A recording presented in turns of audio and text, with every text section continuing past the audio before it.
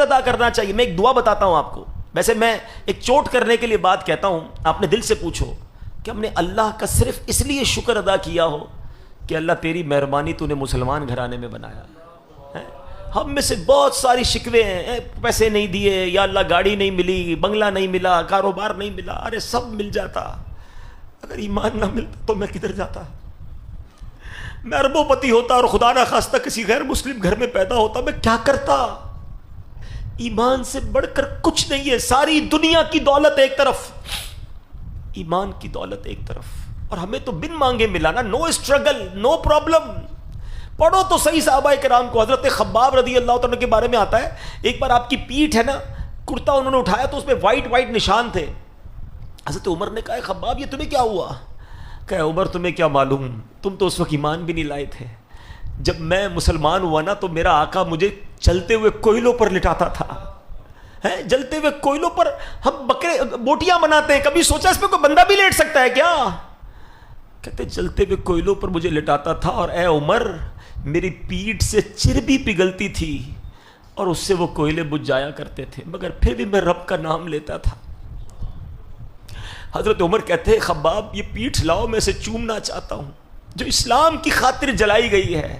کیا تکلیف ملی ہے مجھے اور آپ کو ایمان لانے پر؟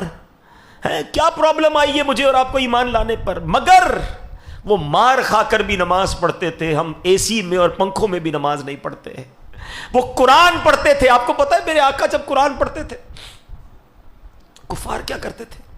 انہوں نے لڑکے رکھے ہوئے تھے کہ نبی پاک قرآن پڑھے تو تم شور مچانا, تم تالیاں بجانا, تم یہ کہنا معاذ اللہ یہ جھوٹا ہے, اس کی بات نہ سنو. ان کو ڈر تھا کہ ان کی تلاوت لوگ سن لیں گے تو ایمان لے آئیں گے.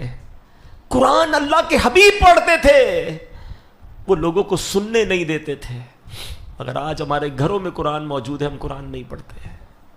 We have to answer for those all things. کبھی کہیں تو جواب دینا پڑے گا نا کہ یار وہ لوگ مار کھا کر عبادت کرتے تھے اور ہمیں سب چیزیں میسر ہیں. مسجدیں ہماری گلیوں میں ہیں, اذانیں ہمارے پاس ہو رہی ہیں, مگر ہمارے پاس نماز پڑھنے کا ٹائم نہیں, مسجد میں جانے کا ٹائم نہیں, قرآن کھولنے کا ٹائم نہیں. پھر سب سے بڑی بات یہ کہ ایمان کی قدر تو کرو نا یار.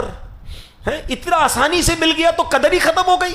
آج کسی کو احساس ہی نہیں ہے. آپ کو پتہ ہے اللہ کے حبیب علیہ الصلوۃ والسلام یہ دعا کیا کرتے تھے, یا مقلب القلوب ثبت قلبی علی دینک. اے دلوں کو پھیرنے والے, میرے دل کو اپنے دین پر ثابت قدمی عطا فرما.